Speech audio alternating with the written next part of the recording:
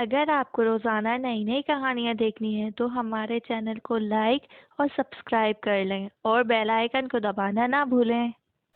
ये कहानी एक गरीब घराने की है जिधर दो भाई रहते थे। वो दोनों भाई भी थे और एक दूसरे के अच्छे दोस्त भी और हमदर्द भी। एक भाई का नाम रणवीर था और दूसरे भाई का नाम कल्वेश। रणवीर छोटा भाई था और कल्वेश बड़ा भाई। वो लोग मेहनत मजदूरी करके अपना घर चलाते थे। उनको जो काम मिलता वो लोग खुशी खुशी कर लेते। उन दोनों के एक एक बेटे थे। कल्वेश के बेटे का नाम शिव था। शिव को पढ़ने में बिल्कुल भी शौक नहीं था, लेकिन फिर भी वो चीटिंग करके पास हो जाया करता था। रणवीर के बेटे का नाम समीर था। समीर पढ़ाई में बहुत अच्छा था। वो हमेशा क्लास में फर्स्ट आता था। आज शिव और समीर का स्कूल में आखिरी दिन था। हाँ, आज मेरा स्कूल में आखिरी दिन था। अब मेरी जिंदगी में सुकून ही सुकून होगा। मुझे बिल्कुल भी पढ़ना नहीं पड़ेगा। अरे बेटा, ये तो क्या कह रहा है? तेरी चाची ने मुझे बताया था कि समीर एडमिशन ले रहा है कॉलेज में, वो और पढ़ेगा। और तुम कह रहे हैं कि नहीं पढ़ेगा? तो माँ, पढ़ लिख कर करना ही क्या है? क्या मतलब बेटा, क्या करना है पढ़ लिख कर? क्या तूने अपना टाइम जाया किया है स्कूल में? शिव अपनी माँ की ये बात सुनकर खामोश हो जाता है, क्योंकि उसने चीटिंग करके स्कूल पढ़ा होता है। फिर अगले दिन सुबह समीर अपने पापा को कहता है, पापा, मैं आगे पढ़ना चाहता हूँ और एक बड़ा इंसान बनना चाहता हूँ। हाँ बेटा, मैं तुझे पढ़ाऊँगा, तू जहाँ तक पढ़ेगा। शुक्रिया बाबा। शिव बेटा, किधर हो? यहाँ आओ मेरे पास।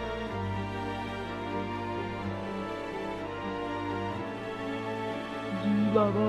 अगर तुम आगे पढ़ना नहीं चाहते हो तो क्या करना चाहते हो? बाबा, मैं अपना एक कैफे करना चाहता हूँ। मगर बेटा, इसमें तो बहुत ज़्यादा पैसा लग जाएगा और यहाँ हमारे गांव में तुम्हारे कैफे पर कोई भी नहीं आएगा। मगर बाबा, आप मेरी बात तो पूरी सुने। मैं शहर जाकर कैफे खोलूँगा। नहीं बेटा, तुम अकेले शहर नहीं जा सकते। बाबा, मैं अकेले नहीं जाऊँगा। मेरा जो दोस्त है ना चीकू, मैं उसको अपने साथ लेकर जाऊँगा। नहीं, मैं तुम्हें उसके साथ हरगिज नहीं भेजूंगा। मगर क्यों बाबा? समीर भी तो अपने दोस्तों के साथ जा रहा है ना शहर में पढ़ाई के लिए, तो मैं क्यों नहीं जा सकता? अपनी पत्नी के पास आता है और उसको सब कुछ बताता है। हाँ, तो ठीक ही तो कह रहा है। अगर समीर अपने दोस्तों के साथ शहर जा सकता है, तो फिर मेरा बेटा क्यों नहीं जा सकता? तुम्हें पता है ना कि वो जो चीकू है वो बहुत चीटर लड़का है, और हमारा शिव भी उसके साथ ऐसा ही हो जाएगा। वो कह रहा है ना कि वो सिर्फ अपना कैफे करने जा रहा है। आप बस उसको जाने दें। मगर इतना पैसा कहाँ से आएगा? आप फिक्र ना करें, मेरे पास जितना भी जेवर है मैं वो बेच दूंगी और शिव को पैसे दे दूंगी। फिर अगले दिन वो अपना सारा जेवर बेच देती है। फिर वो शिव को पैसे दे देती है। शिव, समीर और चिकू वह पहुंच जाते हैं। चिकू और शिव एक होटल लेते हैं रहने के लिए, और फिर समीर अपने कॉलेज के लिए चला जाता है और फिर थोड़े ही दिनों बाद अपना खुद का कैफे कर लेता है। उसका कैफे बहुत अच्छा चल रहा था। शिव का इतना अच्छा कैफे चलता हुआ देखकर चिकू को बहुत जलन होती है। वो उस कैफे को अपना करने के लिए एक मंसूबा बनाता है। वो चालाकी से शिव को रोज टाइम में नींद की दवाई घोलकर देने लग गया। उसको नींद की दवाई पीते पीते बहुत दिन हो जाते हैं और उसका दिमाग गुम होने लग जाता है, और फिर शिव उस कैफे को अपने नाम कर लेता है। समीर की कॉलेज की पढ़ाई खत्म हो जाती है और फिर वो गाँव जाने के लिए जा रहा होता है, तो वो सोचता है कि चलो मैं शिव से मिलता हुआ चला जाऊँ। समीर शिव की जगह पर चीकू को देख के काफी हैरान हो जाता है। फिर वो शिव के पास आ जाता है। ओए शिव, कैसा है तू? मैं समीर, मैं ठीक हूँ। शिव, ये कैफे तो तेरा है ना? तो फिर चीकू क्यों तेरी जगह पर बैठा हुआ है? पता नहीं, मैं जब भी अपनी जगह पर जाता हूँ वो मुझे कहता है कि तू आराम कर, तेरी तबीयत खराब है।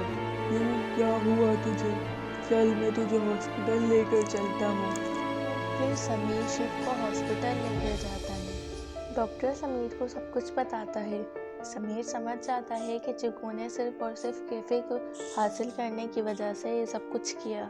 फिर थोड़े दिन समीर शिव के साथ ही रहता है। शिव जैसे ही थोड़ा सा बेहतर होने लगता है, समीर शिव को बता देता है कि कैसे चालाकी से चीकू ने कैफे को अपने नाम करवा लिया।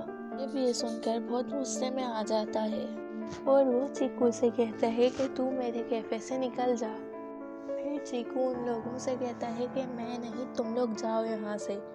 वो उन दोनों को कैफे से बाहर निकाल देता है। शिव को कुछ भी समझ में नहीं आता है कि अब क्या करें, मगर समीर पढ़ा लिखा होता है और वो सब कुछ समझ जाता है कि अब क्या करना है। वो दोनों उसी शहर में एक होटल में रहते हैं। फिर वो कोर्ट की मदद से शिव को उसका कैफे दोबारा से हासिल करवा देता है। शिव को समझ में आ जाता है कि जिंदगी में पढ़ाई कितनी ज़रूरी है।